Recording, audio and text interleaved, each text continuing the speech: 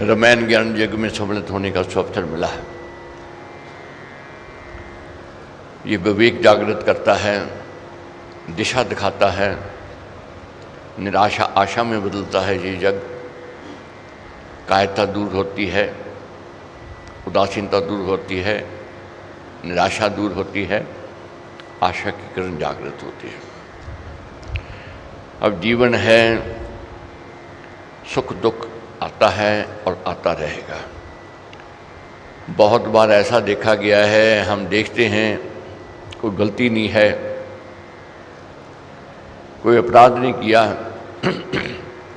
फिर भी दंड मिल रहा है। बहुत ऐसी स्थिति आती है।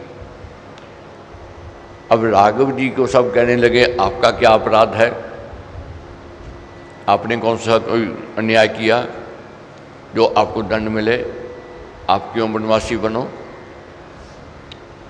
लक्ष्मण जी ने कहा, कौशल्या माँ कहने लगी कि, और राघव जी क्या कहते हैं। राघव जी ने क्या कहा,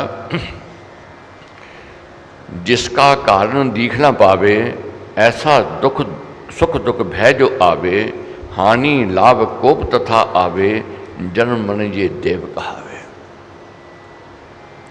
जिसका कोई कारण दिखाई ना देता, क्योंकि सब पूछते हैं कि क्या कारण आपको कोई दंड मिल रहा है, तो क्या कहते हैं राघव जी, अगर कोई कारण दिखाई नहीं दे रहा है तो समझ लो हानि और लाभ, यश अपयश, जन्म और मरण, ये सब मालिक के हाथ में, परमेश्वर के हाथ में, हमारे हाथ में नहीं है। अब वह क्या करवाना चाहता है, किस समय करवाना चाहता है और किससे करवाना चाहता है, वह मालिक ही जानता है। चिंतन में जनकाल बताते, पल में पासे पलटे खाते, चाहे रचो मनोरथ माला, पर भाभी पर पड़ता काल। तब कहते हैं सुजन सियाने राम की बातें, राम ही जाने। तो अब ये स्थिति बन रही है, अब कथा किस ओर जा रही है, अब आज हमने इसका अध्ययन करना है। राघव क्यों वनवासी बने, अब कोई न कोई कारण बनता जा रहा है, क्योंकि रावण को दंड देना था, उसके अपराध बढ़ गए थे, उसको वरदान प्राप्त था कि उसको कोई मार नहीं सकता है। तो ये राम जी ने अवतार धारण किया। अब राम जी आगे बढ़ेंगे, अब क्या बहाना बन रहा है, ये बहाने बन रहे हैं। हम देखो कैसे सुतीक्ष्ण ऋषि जी के आश्रम में बहुत दिन रहते हुए एक दिन राघव जी ने कहा सुतीक्ष्ण ऋषि जी से कि मेरा मन है अगस्त ऋषि जी से मिलने का। कौन क्या कहने लगे, मेरा मन है बहुत दिवस तक बास कर सुतीक्ष्ण ऋषि पास, एकता बोले रघुपति हे मुनि सुगुण निवास। मैंने सुना है गुण निधि। राघव जी क्या कहने लगे कि मैंने सुना है वह गुणों के खजाना है, और ओज तेज भंडार, अगस्त ऋषि है शुभमति, वन में मुनि सुखकार।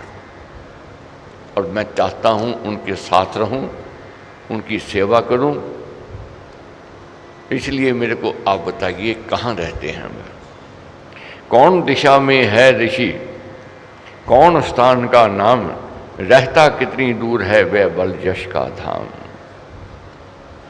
कौन दिशा में रहते हैं, कहाँ रहते हैं, कितनी दूर हैं, आप कृपा मुझे बताएं। कामना मेरी है ये रहकर उसके स्थान, मैं उसकी सेवा करूं देकर आदर मान। सेवा उत्तम मानी गई है, सेवा श्रेष्ठ मानी गई। सेवा वाला करने वाला सब कुछ ले जाता है, सब कुछ प्राप्ति हो जाती है। अब देखो, अब सेवा का फल क्या मिलने वाला है, अगस्त ऋषि जी से सब कुछ मिलेगा राघव जी को। तो दिशा दिखाई, आगे बढ़े। तो अगस्त ऋषि के भाई के यहाँ रुके, विश्राम किया, फिर आगे प्रस्थान किया। तो आगे जब अगस्त ऋषि जी के आश्रम में पहुँचे तीनों, तो द्वारपाल को जब सूचना दी कैसे आए हैं, मिलना है अगस्त ऋषि जी से, तो द्वारपाल गया अगस्त ऋषि जी के पास, सूचना दी कि राम जी, लक्ष्मण जी, सीता जी आए हैं। तब उन्होंने, अगस्त ऋषि जी ने उनको बुलाया, आदर दिया, मान दिया, सम्मान दिया और राघव जी ने अपना सेवा भाव दर्शाया। तब अगस्त ऋषि जी ने उनकी सेवा, उनके भाव, उनकी श्रद्धा, उनकी भक्ति को देख करके क्या कहा, हे राम, आज मैं तेरे को दे रहा हूँ अस्त्र शस्त्र जो अचूक हैं, और ये अस्त्र शस्त्र जो हैं आगे तेरे को काम आवेंगे वनों में। अब यही अस्त्र जो शस्त्र अब मिलने वाले हैं, यही रावण का वध करने में प्रयोग हुए, वहाँ सफलता हुई। तो क्या कहा अगस्त ऋषि जी ने कि ये शस्त्र संभाल लो और ऋषि मुनियों की सहायता करो। उनको सताते हैं, असुरतन करते हैं और बाल और औरतों को दुख देते हैं, इसलिए आप क्षत्रिय हो, आपका धर्म है, आपने इसका धर्म को पालन करना है। तो आगे बढ़ते हैं। तो अगस्त ऋषि जी से पूछ करके कहाँ जाएं, तो फिर आगे बढ़ते हैं पंचवटी की ओर। तो आगे जटाजू जी मिलते हैं। जटाजू जी अपना परिचय देते हैं और कहते हैं कि मेरे को भी आप साथ ले लो, मैं भी आपके साथ रहना चाहता हूँ, मैं भी आपके साथ सेवा का कार्य करना चाहता हूँ। तब जटाजू जी को कहा कि आप ये ठीक है, साथ चल गए। तो पंचवटी पहुँचते हैं तो वहाँ पूर्णकृति तैयार करते हैं लक्ष्मण जी, बहुत विधि से, बहुत मन से, बहुत उत्साह से। जब तैयार हो जाती है पूर्णकृति, तब स्वस्ति मंगल करके मांग करके प्रवेश करते हैं। तब राघव जी ने क्या कहा, वीर धीर अति चतुर तू, जब है मेरे पास, जीवत है मेरा पिता, करता निकट निवास। ए लक्ष्मण, तू वीर है, धीर है, और ऐसा मेरे को लगता है जैसे पिता मेरे पास है, साथ में है, ऐसा तू मेरा सहायक है, साथी है। तब बात आपस में हो रही थी, हेमंत ऋतु थी, नहाने के लिए गए थे तीनों। तब इतनी उत्तम ऋतु जो थी, मन लुभाने वाली थी, लक्ष्मण जी भरत जी की बात करनी आरम्भ कर दी कि देखो भरत कितना अच्छा है, कितने गुणों वाला है, कितना शिष्टाचारी है। अब सब बात करते करते साथ में बात क्या चला दी, अब माँ उसकी कैसी है, बड़ी सोचने की बात है।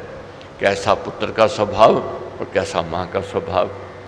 जब रानी कैकेयी, माँ कैकेयी की निंदा करनी आरंभ की, तो लक्ष्मण जी को राघव जी ने उसी समय रोक दिया। हे लक्ष्मण, निंदा अच्छी नहीं है, नहीं करनी है। मेरे को भरत की बात बहुत अच्छी लग रही है, भरत की बातें सुनाओ। तब भरत जी की बातें सुनाते हैं लक्ष्मण जी। तो इतने में एक स्त्री उधर से निकलती है, और उस स्त्री ने जब देखा राम जी को, प्रभावित हो गई, वासना जागृत हो गई और क्या कहने लगी, मैं आपसे विवाह करना चाहती हूँ। तब पूछा तुम कौन हो, तब उसने अपना परिचय दिया। लंकेश रावण की मैं बहन हूँ और वनों में घूम रही हूँ, और मेरे से विवाह कर लो, हम साथ रहेंगे। यदि सुना हो मेरा घराना, लंका दीप है मम ठिकाना, बड़ा बंधु है रावण मेरा, कुंभकर्ण है बलि घनेरा। अपना परिचय दिया कि रावण की बहन हूँ, कुंभकर्ण की बहन हूँ। अभी तब राघव जी ने जब कहा कि मेरी पत्नी साथ में है, ये कैसे संभव हो सकता है, कहने लगी अभी मैं सीता को खाती हूँ। अब लड़ाई का बहाना बन रहा है, रावण तक पहुँचने का ये बहाना बन रहा है। शूर्पणखा नहीं आती तो रावण तक पहुंचना मुश्किल था। अब शूर्पणखा आई है, अब राघव जी व्यंग करते हैं। व्यंग नहीं करते तो बात न बढ़ती, ये बहाना है और न कोई। ये मालिक क्या चाहता है, किससे क्या करवाना चाहता है, वही जानता है। अब शूर्पणखा कहने लगी राघव जी से मेरे से विवाह करो। राघव जी ने क्या कहा कि मेरी पत्नी साथ में है और मैं पतिव्रता हूँ, पत्नीव्रता हूँ, मेरे भाई से क्यों नहीं मैत्री कर लेती। तो राम जी को छोड़ करके लक्ष्मण जी की ओर बढ़ी, कहने लगी मेरे से विवाह करो। तब लक्ष्मण जी ने क्या कहा कि मैं रहा ठहरा दास और तू है ऊंचे घराने की, क्या दासन बनकर रह सकोगे? तो क्यों नहीं ऊंची बात करते हैं? फिर जाके बात करो राम जी से। मगर वह मजाक समझ नहीं पाई, क्या करते हैं, व्यंग नहीं समझ पाई। अब वह राम जी के पास फिर जाती है। तब राम जी ने कहा मेरी पत्नी साथ में, करने लगी मैं अभी सीता को खा जाती हूँ। सीता को खाने के लिए आगे बढ़ती है, तब लक्ष्मण जी फिर आगे बढ़ करके उसको रोकते हैं उसके नाक और कान काट देते हैं। जब नाक कान कट गए तो रोती चिल्लाती हुई अपने चचेरे भाई खरदूषण के पास जाती है। क्या कहती है,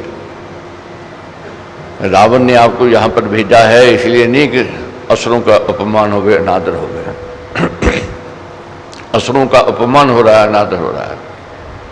मैं सर्वसुंदरी सीता को लेकर आना चाहती थी रावण के लिए, मगर उन्होंने मेरे नाक और कान काट दिया, जाओ बदला लो।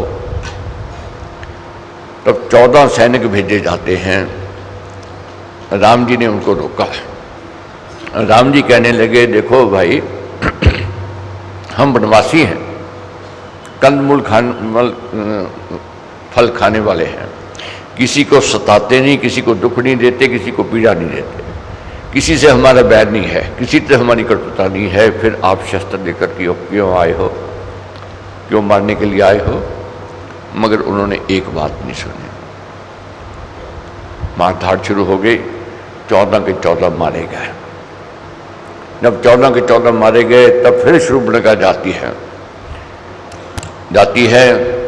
और कहती है घर से कि देखो तूने 14 सैनिक भेजे थे, उन्होंने मार दिया, तुम कायर हो, उकसाती है उनको। तब 14,000 सैनिक भेजे जाते हैं।